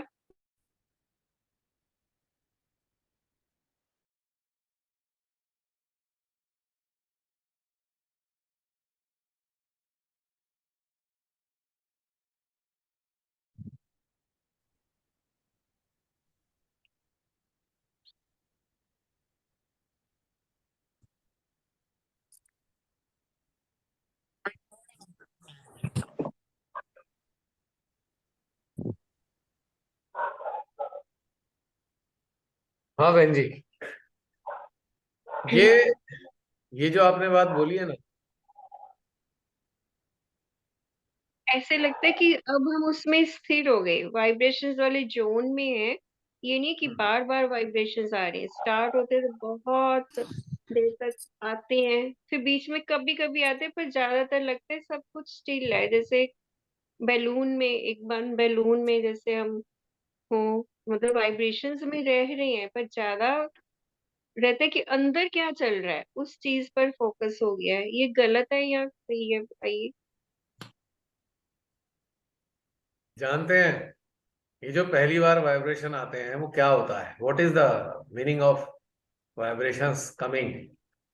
वो जो आज आपने कहा कि हमारा पूरा परिवार है, वो सारा परिवार, ऐसे फील होता है कि सब नक्षत्र, सारे एलिमेंट्स, हाथ में सारी आए। डेटीज। वाइब्रेशन हम्म। का आना ऐसे है, जब वाइब्रेशन हमें आते हैं, पहली बार आते हैं, जब भी बैठते हैं, मान लो पहली बार आए या पहली बार जब भी आए, ये ऐसे है कि दरवाजे पर, घर के दरवाजे पर माँ आ गई है। हम्म। तो माँ को दरवाजे पे ही खड़ा रखेंगे या घर में भी ले जाएंगे? हम्म। अब जब दरवाजे पे माँ आई तो वाइब्रेशन आए। अब उन्हें प्यार हम्म। से घर में ले गए तो फिर वाइब्रेशन क्यों आएंगे? एक बार माँ घर के अंदर आ गई तो बार बार क्या गेट पे निकल निकल के जाएंगी? और बार बार आप गेट से उन्हें गेट पे ही देखते रहोगे, या हमेशा गेट पे ही रखोगे वाइब्रेशन चेक करने के नाम पे? बिल्कुल। है ना? जब भी देखो वाइब्रेशन आ रहे हैं, वाइब्रेशन आ रहे हैं, अरे भाई इनको लेके तो जाओ ना अंदर, अपने घर में तो ले जाओ। माँ को गेट पे ही खड़ा कर रखा है, बस ये देखे जा रहे हो वाइब्रेशन आ रहे हैं। ये तो हो गई माँ आ गई, माँ आ गई, माँ आ गई, माँ आ गई। माँ को गेट पे ही खड़ा रखा हुआ है, अंदर ले ही नहीं जा रहे घर में। उन वाइब्रेशन को अपने हृदय में तो ले जाओ, उसे, उन वाइब्रेशन को अपने पूरे सिस्टम में तो ले जाओ। वो तो मात्र शक्ति है, जी। ऊर्जा के रूप में। तो ये कॉमन मिस्टेक वाइब्रेशन चेक करने वाले यही करते रहते हैं, जी। और पूरी जिंदगी इसी में निकाल देते हैं। अब फिर प्रॉब्लम क्या आती है? जी ध्यान में गहनता नहीं आई अभी तक, 30 साल हो गए, 40 साल हो गए, गहन नहीं हो पा रहे हम, हमें तो विचार बहुत आते हैं, माँ को अंदर लेके गए नहीं हो। अब माँ के घर में आने से ही तो लाभ होगा घर को, गेट पे खड़े रखने से तो माँ कोई घर को लाभ नहीं होने वाला। सेंटर जाएंगे, ध्यान में बैठेंगे, वाइब्रेशन आएंगे, और फिर वहीं छोड़ छाड़ के आ जाएंगे उस चीज को। फिर अगले हफ्ते तक के लिए 0/0, फिर अगले हफ्ते आगे फिर वाइब्रेशन महसूस करेंगे, फिर वापस घर चले जाएंगे, फिर खाली हो जाएंगे। यही सिलसिला चलता रहता है। लेकिन माँ को घर में नहीं लेके गए, 40 साल हो गए, 30 साल हो गए, तो माँ लाभ कैसे दें? अपने घर में ही स्थान नहीं दिया उन्हें। हृदय में माँ की फोटो तो लगा ली, पर माँ नहीं है प्रियंका। माँ की फोटो हृदय में लगा ली, निहार लेते हैं, पर माँ को नहीं बुलाते अंदर। जो दरवाजे पे खड़ी हुई है माँ, और प्रतीक्षा कर रही है, यार ये मेरा बच्चा मुझे घर में कब लेके जाएगा। ये तो बस दरवाजे पे ही खड़े होके बात करता रहता है मेरे से। तो ये एक मिस्टेक है। तो वाइब्रेशन का आना तो बहुत ही प्रीमिटिव स्टेट की चीजें हैं जो हमको अंडरस्टैंड करना चाहिए। और बहन, इस बात का जवाब ये था कि माँ दरवाजे पे आई, आपने सादर उन्हें आमंत्रित किया घर में, और माँ को घर पसंद आ गया, माँ घर में रहने लगी। तो फिर दरवाजे पे क्यों जाएंगी वो? वाई? मेन गेट पे क्यों बार बार आएंगी वो? तो अंदर रह रही है आराम से। तो वो वाली अनुभूति कैसे होगी जो पहली बार हुई थी? अब तो नई नई अनुभूतियां होंगी जो अंदर में रहने पर होती है उनके, है ना? ये बात सही। हाँ, अनुभूति नहीं दे रही है वो वाली, पहली वाली। अब बहुत से लोग कहे, बहुत से सहयोगियों के फोन आएंगे, भैया वो पहले वाइब्रेशन आते थे वो कभी नहीं आते, कुछ गड़बड़ हो गई हमारे अंदर। मैंने कहा भाई, जो पहली बार पहली रोटी खाई थी, वो वाली रोटी दोबारा खा सकते हो? वो तो पेट में गई, अब वो बाहर कैसे आएगी रोटी? वो पहले वाले जब पहली पहली बार भूखे होते हैं, जो पहली रोटी खाते हैं, उसमें जो महसूस होता है वो अनुभव दूसरी रोटी में अनुभव नहीं होता। और जो दूसरी रोटी खाने के बाद अनुभव होता है वो तीसरी रोटी में नहीं होता, और फिर चौथी में भी नहीं होता अगर चौथी रोटी खाते हैं। तो अनुभव तीनों के अलग अलग हैं। अब कोई कहे तीसरी रोटी पे पहली वाली का अनुभव हो जाए, तो हाउ इट इज पॉसिबल? वो तो पेट में गई। एक्चुअली वाइब्रेशन से भी ध्यान हट गया भैया, भीतर के आनंद को, भीतर जो, अब क्या होता है, डेली किसी ना किसी बात पर चिंतन चलता है। कोई भी चीज हम देखते हैं, हमारे साथ कुछ ना कुछ तो रोज होता है ना, तो बैठ के जब हम चिंतन करते हैं ना, जो उसमें आनंद आता है ना, मैं कहती हूँ मजा ही आ जाता है, क्योंकि फिर हम उसके समाधान पर पहुंचते हैं। वो सब अंदर से आता है, जो उसमें आनंद आता है ना, उसका तो बयान ही नहीं ना। हर अब रोज दिल चूंकि करता है फिर। चूंकि अब चेतना अपग्रेड हो गई है और अपडेट हो गई है, अब वो वाली चीजें उसमें उसे नहीं चाहिए। वो वाली चीजें उसे नहीं चाहिए जो पहले चाहिए थी। ये बिल्कुल ऐसे है जैसे बच्चा जब छोटा होता है, छोटा बच्चा होता है 2-3 साल का, 4 साल का, तो जिस प्रकार के कपड़े बचपन में पहनता है वो वही प्रकार के कपड़े बड़े होके नहीं पहनता। अगर सेम पैटर्न के कपड़े बड़े होके पहने तो लोग हंसेंगे, "ये क्या पहन रखा है, ये कैसी ड्रेस है भाई?" तो बच्चे पहनते हैं। तो ठीक इसी प्रकार से हमारी चेतना जो पहले अनुभव करती है वो लगातार जो चलता रहता है उसमें फिर अलग अनुभव होता है। एग्जैक्टली वैसा ही अनुभव नहीं होता। अब बच्चा अपने छोटे वाले कपड़े पहन सकता है क्या बड़ा होने के बाद, किशोर अवस्था में आने के बाद? जब वो 4 साल का था, जो कपड़े उसने पहने थे, क्या वो 4 साल वाले कपड़े वो किशोर अवस्था में पहन पाएगा? आ जाएंगे उसके क्या? और जो किशोर अवस्था में पहनेगा वो 30-35 साल की उम्र में होने पे पहन सकता है क्या? नहीं पहन सकता। तो शरीर में बदलाव आ गए। ये बात समझनी है। ये बिल्कुल वैसे ही है कि पहले चेतना कुछ स्तर पे थी, अब चेतना किसी और स्तर पे है। तो पहले चेतना कुछ और कार्य करती थी, अब चेतना हमारी कुछ और कार्य करती है। तो परिवर्तन आता रहता है धीरे धीरे धीरे धीरे। तो हम ये कल्पना करें कि यार पहले जैसा क्यों नहीं हो रहा। ये तो बिल्कुल ऐसे ही हो गया, 4 साल वाले कपड़े हम पहनने का प्रयास कर रहे हैं।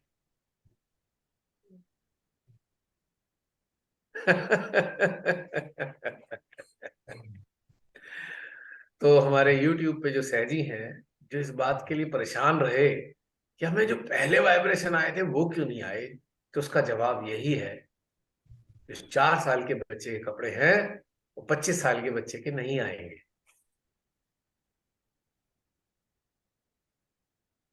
उसके लिए अलग डायमेंशन होंगे, उन कपड़ों के चेंज हो जाएंगे, डायमेंशन, पैटर्न चेंज हो जाएगा, कलर चेंज हो जाएगा और स्टाइल चेंज हो जाएगी।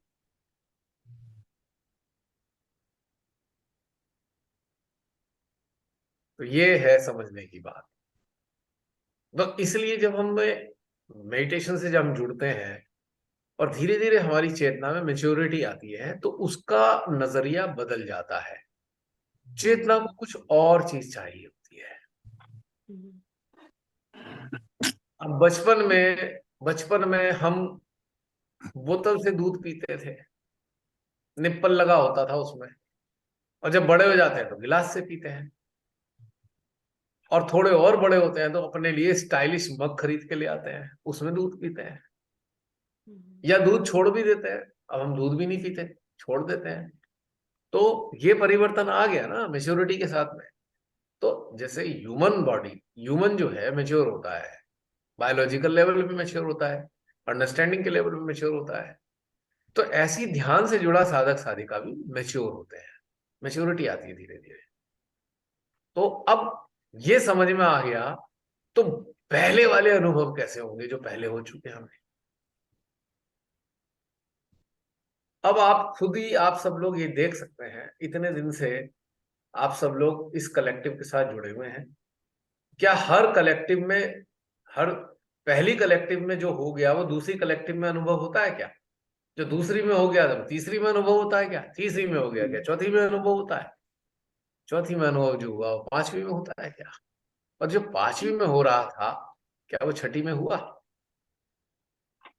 एक क्वेश्चन था भैया जी।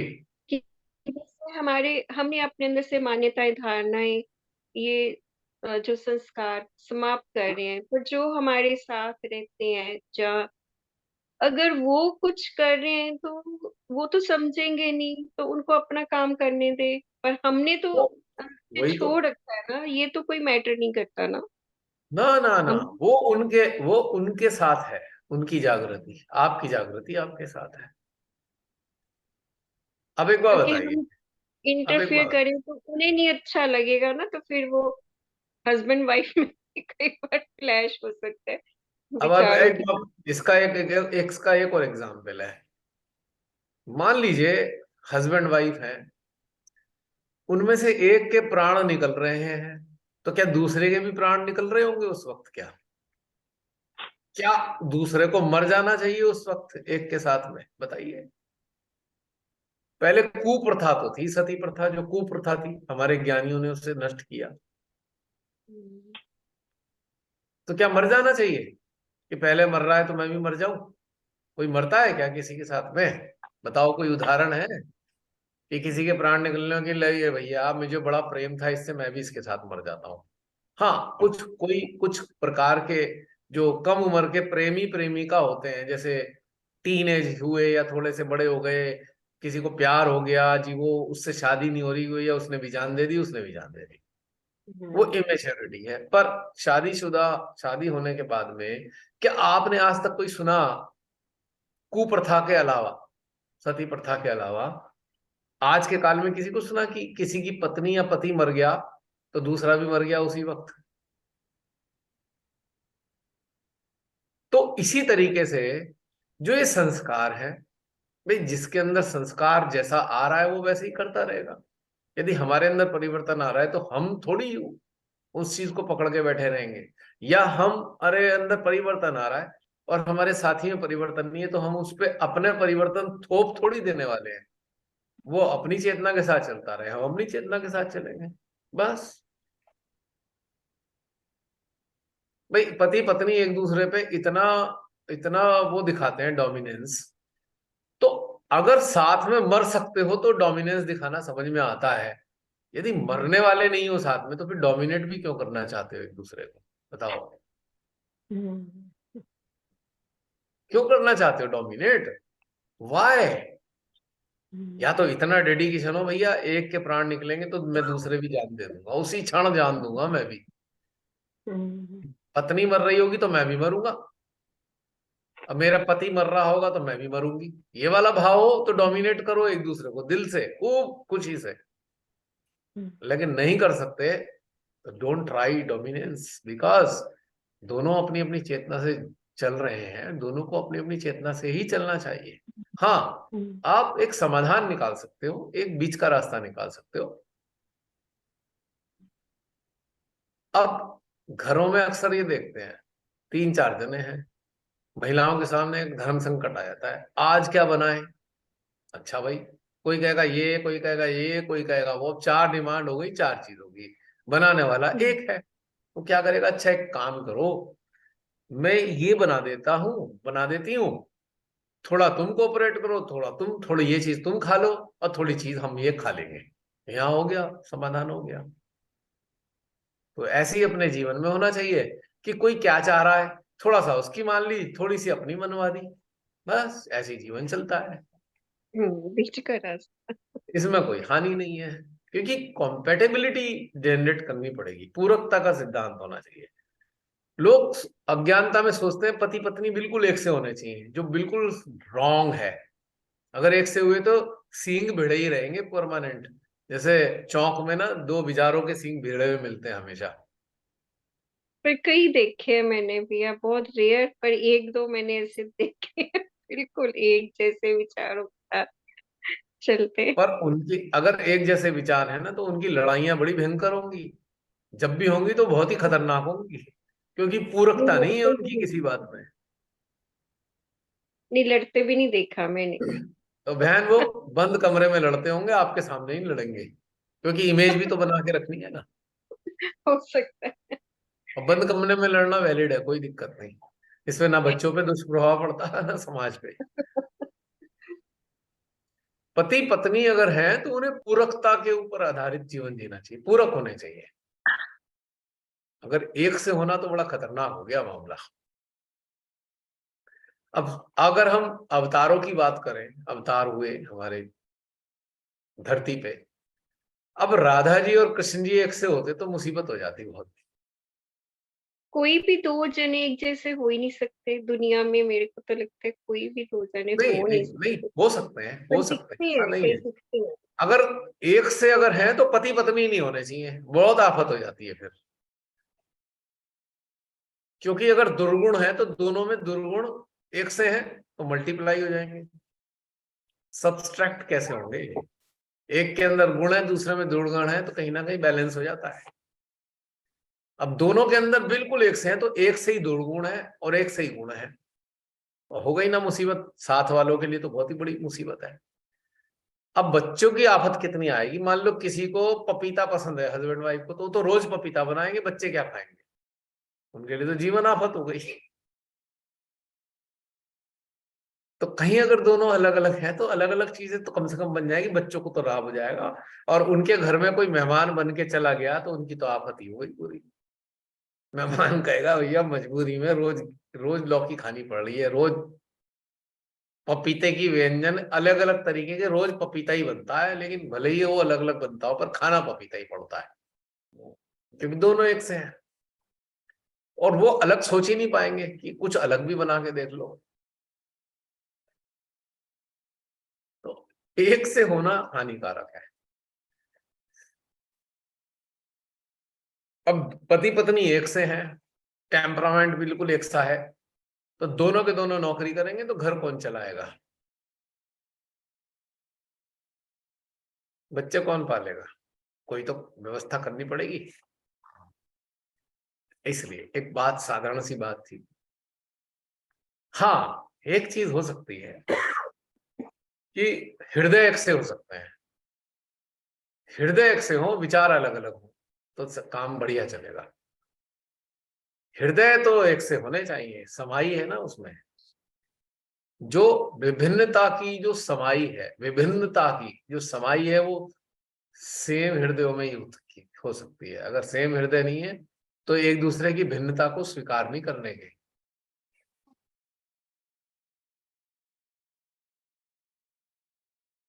हृदय में समता और चेतना में भिन्नता, ये पति पत्नी के लिए बहुत सही है।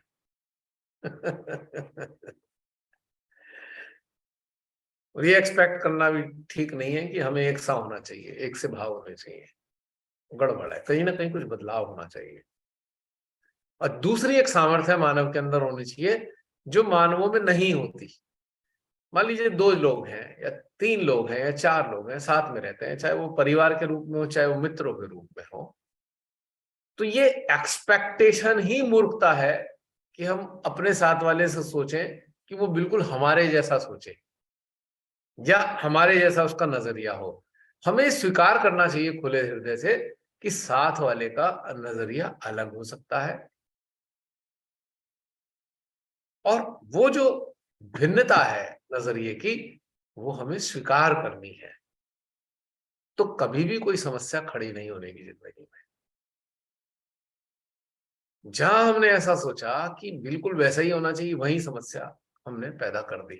और फिर एक्सपेक्टेंसी बढ़ेगी और अपेक्षाएं बढ़ेंगी, और अपेक्षाएं पूरी नहीं होती हैं पूरी 100%, तो फिर नाराजगी या लड़ाई या झगड़ा या एक दूसरे से मुंह फेर कर जीवन जीना प्रारंभ हो जाएगा।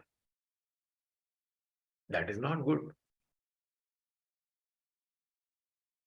तो फिर दोबारा रिपीट करूंगा, समता हो तो हृदय की हो, और भिन्नता हो तो चेतना की हो। बहुत बढ़िया कोऑर्डिनेशन है। अब मान लीजिए आप लोग यहाँ पे 40-50 लोग यहाँ पे हैं, और यदि सारे एक सी कंडीशनिंग वाले होंगे, सबकी कंडीशनिंग एक सी होगी, तो उत्थान कैसे होगा? शेयरिंग क्या होगी? सब तोते ही होंगे, एक दूसरे की जैसी बातें बोलेंगे, सब तोता ही कहलाएंगे। ये तो तोते हैं भाई, तोतों का एक पूरा पूरा झुंड है ये साधुओं का झुंड तो नहीं हो सकता, क्योंकि वो एक ही भाषा बोल रहे हैं, एक ही तरीके से रटी हुई चीजें बोल रहे हैं, एक ही सोचे हैं, तो उन्नति कैसे होगी? आप सब लोग भिन्न चेतना वाले हैं, इसलिए तो उन्नत हो रहे हैं। एक दूसरे को एक अपनी अपनी अनुभूतियां शेयर करते हैं, उससे लाभ होता है। अब जब ये शुरू हुआ था इविल सेंटर्स, एक बात बहुत इंटरेस्टिंग आप सबको याद होगी। इविल सेंटर्स शुरू हुआ, हमारा ग्रुप इस पे व्हाट्सएप पे, तो हम में से कुछ लोगों ने एकदम उनके अंदर एकदम से इच्छा जागी, हम भी ग्रुप बनाते हैं। उन्होंने भी ग्रुप बनाया, ठीक है भाई, बना लिया, बहुत अच्छा करा। और जो इस ग्रुप में लोग थे वही सारे ग्रुप उसमें भी थे। फिर किसी ने तीसरा भी बना लिया, और जनता वही की वही है। तीनों ग्रुप में, चारों ग्रुप में 4-4 ग्रुप चल रहे हैं, और चारों का मटेरियल भी वही है जो इविल सेंटर में मटेरियल था, वही स्टाइल, वही लैंग्वेज और वही सारी बातें। तो इससे क्या लाभ हुआ? तोते बन गए ना, 4 तोते हैं एक तरीके से समझ लो। तो उससे क्या लाभ होने वाला है?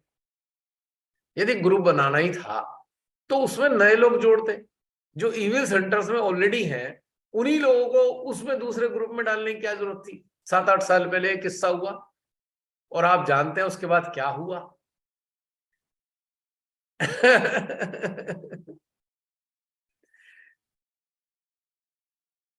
और जब मेरे सामने वो चीजें गई तो मुझे बड़ी हैरानी हुई। मेरे सामने ऑडियो आए, तो कह रही ये तो कॉपी पेस्ट किया हुआ है, इससे क्या लाभ हो रहा है? ओरिजिनलिटी कहाँ है? ओरिजिनलिटी जो अपने अंदर से आती है, तो तोते की तरह रटा हुआ है और तोते की तरह उगला हुआ है, तो इससे क्या लाभ होने वाला है? क्योंकि वो सेम चीज हो गई, चारों ग्रुप में एक सी चीजें और एक सही कैंडिडेट, तो उससे क्या फायदा हुआ? एंड क्या हुआ उसका? आप सबके सामने है। अब जरा कल्पना कीजिए, संस्थागत स्तर पे सहजी हैं पूरे विश्व में, और जहां जाओ बिल्कुल एक सी चीजें मिलती हैं, तो क्या होता है उससे? बिल्कुल एक ही पैटर्न है सब जगह का। आपको मजा आता है क्या? कभी कभी देखा है आपने? आपने सेमिनार भी किए होंगे बहुत से, हर जगह वही पैटर्न, मतलब भिन्नता नाम की चीज नहीं है। मान लीजिए तो ऐसी हो गया कि भैया हर जगह गुलाब के ही फूल मिलेंगे, जहां जाओगे गुलाब, भाई चमेली का भी अच्छा है वो भी दिखा दो कभी, नहीं चमेली का नहीं, गुलाब ही है, यहाँ भी गुलाब, वहां भी गुलाब, वहां भी गुलाब, वहां भी गुलाब। तो अब क्या क्या मजा आएगा? तो ये जो एक कॉपी पेस्ट है, और ये जो बिल्कुल रिपीटेशन है, ये एक से विचार होने के कारण है, एक से। इसके कारण भिन्नता नाम की चीज नहीं है, और जब भिन्नता नहीं है तो आनंद भी नहीं है। अगर इस धरती पर सारे दृश्य एक से ही होते, हर जगह एक से दृश्य होते, तो क्या होता? कितने दिन रह पाते यहाँ पे? तो लोग यात्रा भी नहीं करते। अगर दृश्य अलग अलग हैं तो इसलिए ये लोग भ्रमण भी करते हैं, वरना वहीं रहते, कहीं जाते ही नहीं। तो भैया हर जगह एक सही तो है, हम नहीं जाते कहीं भी, अब कुछ नयापन तो है नहीं।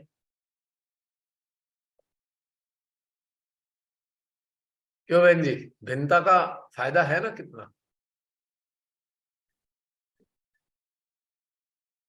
और जब हस्बैंड वाइफ थोड़ी थोड़ी भिन्नता लिए हुए होते हैं ना, तो बड़ा मजा आ जाता है, बच्चे भी खुश रहते हैं। क्योंकि कभी कुछ आ रहा है तो कभी कुछ आ रहा है, एक सी चीज नहीं आ रही तक। मेहमान भी खुश विचारों रहते हैं। की वैरायटी हो जाती है ना, विचारों राइट, की, यस यस यस यस। अपने अनुभवों की। अगर हमारे इस प्लेटफॉर्म पे सब तोते हो जाते तो कैसा लगता? सब तोते की तरह ही बोलते तो मजा आता क्या सुनने में? अब यहाँ कोई मैना है, कोई तोता है, कोई मुनाल है, अलग अलग भाषा बोल रहे हैं, अलग अलग, मजा आता है सुनने में भी सबका, है ना? और हमारे महान संचालक लोग, उन्होंने तो ध्यान को ही पेटेंट मेडिसिन की तरह पेटेंट कर दिया, बस ऐसे ही करना है। तो क्या हो रहा है हाल कि 30-30 साल से सहजी, संस्था के स्तर पे रहने वाले सहजी 30-30 साल से वही हैं जहां पहले थे, यानी कि नर्सरी में ही है आज भी। नर्सरी के खिलौने बदल गए, पर नर्सरी वही की वही चल रही है। कितने अफसोस की बात है, सामूहिक ध्यान का उत्थान नहीं हुआ है सामूहिक स्तर पे, संस्थागत स्तर पे। आज भी वही नेगेटिविटी से डर लगता है, आज भी वही चैतन्य की टेस्टिंग होती रहती है, आज भी वही चक्र पकड़े रहते हैं, आज भी वही जूता पट्टी, ये शू बीटिंग कू बीटिंग चलती रहती है, आज भी निवेदन आते रहते हैं व्हाट्सएप पे, भैया बंधन लगा दो, उसकी तबीयत खराब है, बंधन लगा दो, नौकरी नहीं मिल रही है, नौकरी मिल जाए। उन्नत नहीं हुए और खुश हैं। और हर सेमिनार में वही सारा सिस्टम होगा, एंड भी उसका वैसे ही होगा, सब कुछ वैसे ही चलेगा। बस हालत खराब हो गई देख देख के, उकताहट होने लगती है। परिवर्तन कहां से आएगा? ये परिवर्तन की सीख तो हमें भगवान ने खुद दी अपनी रचना से। परमेश्वरी ने जो रचना बनाई भिन्नता से परिपूर्ण है। सारे प्राणी अगर एक से बना देती मां तो क्या होता? पता लगता कबूतर तो है पर मुंह आदमी का है, मुंह आदमी का है, शरीर शेर का है। भैया चेहरा वही का वही और सब शरीर अलग अलग, तो कैसा खराब लगता, अजीब सा नहीं लगता? जरा कल्पना करो, गोरैया है उस पे चेहरा आदमी का लगा हुआ है, कौवा है उस पे भी आदमी का चेहरा लगा हुआ है, या कल्पना करो थोड़ी देर, बड़ा मजा आएगा। कबूतर है उस पे भी आदमी का चेहरा लगा हुआ है, गिद्ध है उस पे भी आदमी का चेहरा लगा हुआ है, कोयल है उस पे भी उपजा आदमी का चेहरा लगा हुआ है, और शेर चीते सारे जानवर सब पे आदमियों के चेहरे लगे हुए हैं। कैसा लगता?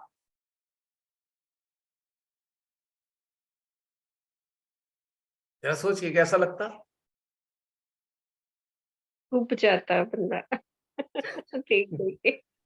तो जिस भिन्नता की स्थापना, एक बहुत सूक्ष्म बात कह रहा हूं मैं, बहुत सूक्ष्म है समझने के लिए, जिस भिन्नता की स्थापना स्वयं रचनाकार ने की हो, और उसकी जो रचना है सर्वश्रेष्ठ कृति मानव, वो उस भिन्नता का विरोधी हो या भिन्नता को पसंद ना करता हो, तो फिर कितने दुर्भाग्य की बात है। ये सचे, कितना बड़ा मैसेज है भैया सहयोग के लिए भी। आज कितना बड़ा मैसेज निकल के आया। कितने अफसोस की बात है कि उस महानतम रचनाकार की सर्वश्रेष्ठ रचना भिन्नता के विरोध में है। कितने अफसोस की बात है, अज्ञानता की हाइट है।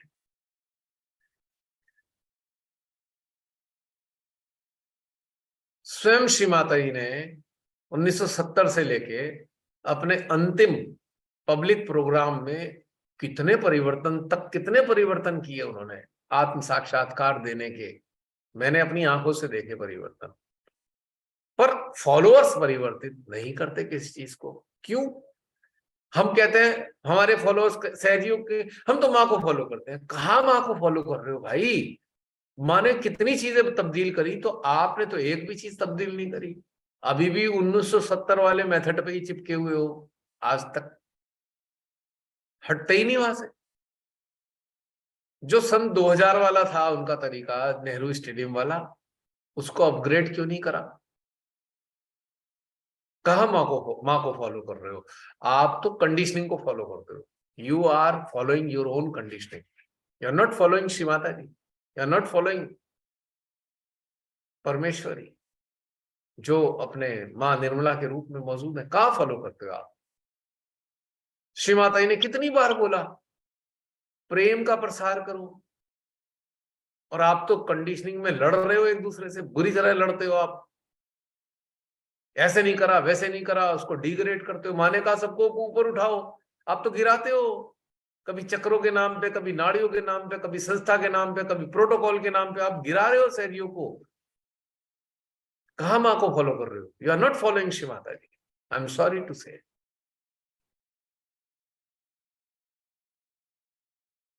घृणा का प्रसार कर रहे हो, प्रेम का प्रसार कहां करते हो?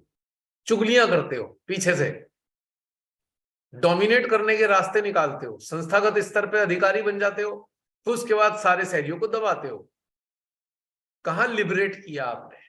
कहां मां को फॉलो किया? क्या मां ने किसी को दबाया सहजी को? क्या मां ने डोमिनेट किया? कभी किसी लेक्चर में डोमिनेट किया मैंने किसी सहजी को? कोई उदाहरण बता दो। मां ने तो स्वतंत्र किया, बेटा देखो ये बता दिया है, देख लो आप कैसे करोगे। पर आप तो पूरा शासन चलाते हो, और पुराने सहजी ये कहकर धौंस जमाते हैं हम तो पुराने सहजी हैं, अधिकारी ये कहकर धौंस जमाते हैं कि हम तो संस्था चलाते हैं, हम तो सहज चला रहे हैं। कहां श्री माता जी को फॉलो कर रहे हो आप? और श्री माता जी ने क्या कहा था? धंधा मत करो सहयोग के नाम पे। आप तो धंधा भी करते हो, आप में से बहुत सारे लोग धंधा भी करते हो सहयोग के नाम पे, सहयोग से फायदा उठाते हो, जिनसे फायदा कभी नहीं उठाना चाहिए उनसे ही फायदा उठाते हो आप। श्री माता जी ने कहा था सहजी स्वाभिमानी होते हैं, आप तो मांगते रहते हो, आप में से बहुत सारे लोग मांगते हैं, पता नहीं क्या क्या मांगते हैं। श्री माता जी ने कहा था कि आपको निर्वाज्य प्रेम देना है, आप तो लोगों से कुछ ना कुछ चाहते हो। कहां श्री माता जी को फॉलो करते हो?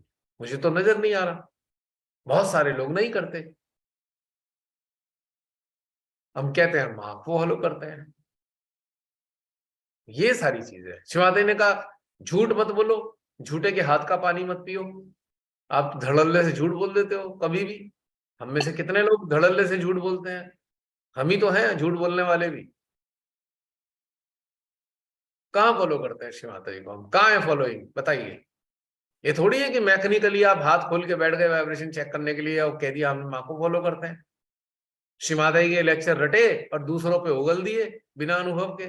कहां फॉलो किया? श्री माता जी ने कहा आपको तो एक वैज्ञानिक की तरह मेरी बातों को लेकर अनुभव करके देखना चाहिए, फिर संसार में बताना चाहिए। आपने तो रट्टा मारा और दूसरे को दबाने के लिए उन लेक्चर्स का मिसयूज किया। लेक्चर्स के आधार पर सहजियों की कमियां ढूंढ ढूंढ के निकाली, उनके अंदर डराया, उनको गिल्ट दिया, गिल्ट नाम के वायरस उनके अंदर डाले और उनकी चेतना पे शासन करने का षड्यंत्र करते हो रात दिन आप। कहां श्री माता जी को फॉलो करते हो? आप तो कोशिश करते हो, आप सेंटर चला रहे हो तो सबको अपनी मुट्ठी में रखूं, और जितने भी सहजी हैं उनकी जितनी भी सुविधाएं हैं वो सब मैं किसी ना किसी रूप में लेता रहूं। कहां श्री माता जी को फॉलो करते हो?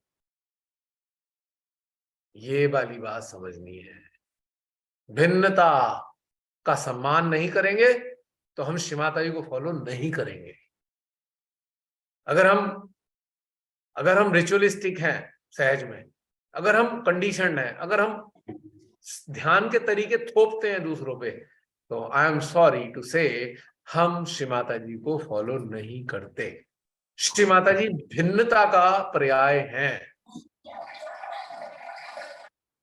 और हम भिन्नता के विपरीत हैं। कहां फॉलो करते हैं हम श्री माता जी को? बताइए। इन पैरामीटर्स को जरा झांक के देखेंगे तो हम पाएंगे हम कहते हैं हम श्री माता जी को फॉलो करते हैं, पर हम श्री माता जी को फॉलो नहीं करते। हमने अपने हिसाब से अपने तरीके बना लिए फॉलोइंग के। श्री माता जी ने हजारों चीजें बताई हुई है, पर हम एक ही चीज पर चिपके बैठे हैं, हम एक ही तरीके पे चिपके बैठे हैं। क्यों? श्री माता जी ने कब कहा भाई एक चीज से चिपक जाओ तुम?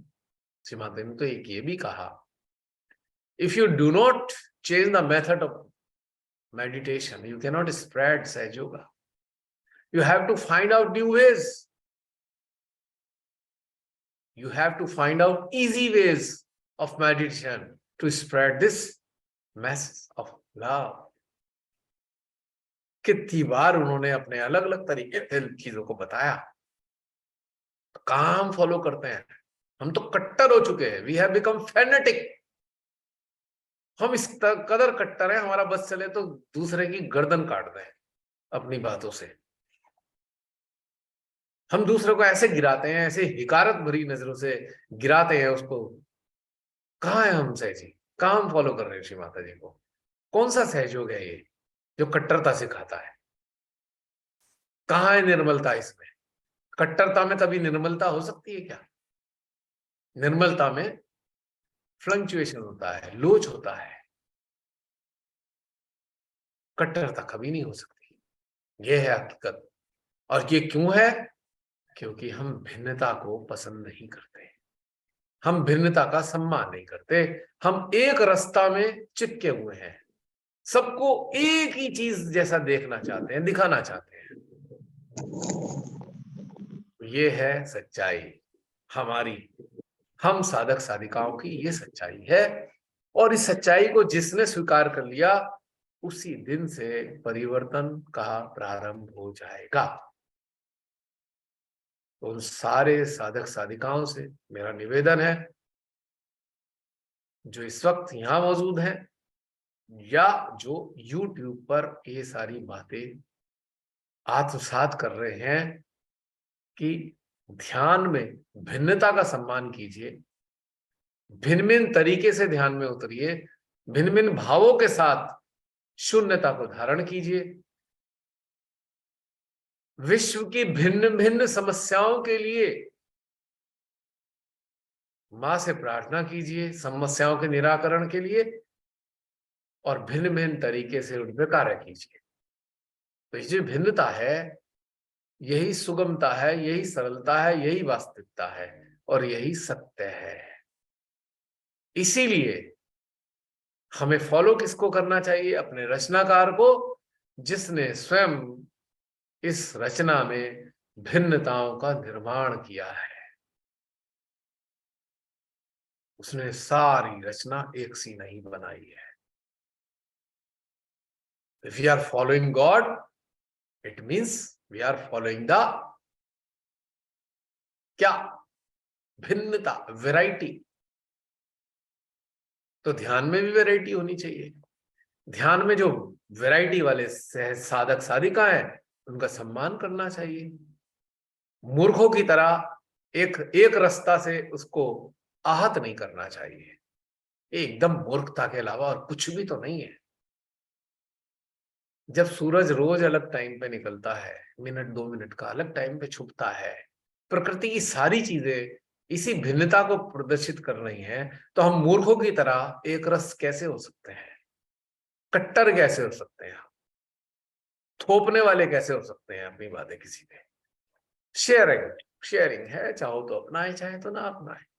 एक क्वेश्चन है मेरा आप सबसे, ये प्रश्न आप सबके सामने रखा है। इस प्रश्न पे चिंतन कीजिए, क्या हमें एक रास्ता में जाना चाहिए कि भिन्नता में जाना चाहिए? एक रास्ता का पथ सत्य की तरफ जाता है कि भिन्नता का पथ सत्य को अंगीकार करने में मदद करता है? क्योंकि सार्वभौमिक सत्य क्या है? रचना की भिन्नता सार्वभौमिक सत्य है। आंतरिक भिन्नता क्या है? आंतरिक अनुभूतियां जो ध्यान में उतरने पर होती हैं, वो सत्य है। व्यक्तिगत भिन्नता क्या है? सब अपने अपने संस्कारों के आधार पर जीवन जीते हैं और उसी के मुताबिक चलते हैं। यही भिन्नता है और यही सत्य है और यही वैरायटी है। इसीलिए हमारी ये रचना धरती उपवन कहलाती है, नर्सरी नहीं कहलाती। तो हमें भी ध्यान को नर्सरी में परिवर्तित नहीं करना है, हमें उपवन में परिवर्तित करना है। इसी के साथ जय श्री माता जी। जसलीन, आगे का सेशन नहीं चलेगा, एंड हो जाता है, इसलिए पहले बोल दिया मैंने कि बोलने का मौका नहीं मिलेगा, खटक से बंद हो जाएगा। ठीक है। बहुत अच्छे मैसेजेस है, बहुत तो भीतर का उद्भाव था, आप सबके सामने आ गया। भिन्नता की प्रथा चल रही है, हर सेशन में भिन्नता रहती है, एक रस नहीं होता है। ये बहुत सुंदर क्वेश्चन भैया। हम श्री माता जी को फॉलो करते हैं कि कंडीशनिंग को फॉलो करते हैं? परफेक्ट क्वेश्चन, परफेक्ट, बहुत सुंदर। सभी को जय श्री माता जी। इससे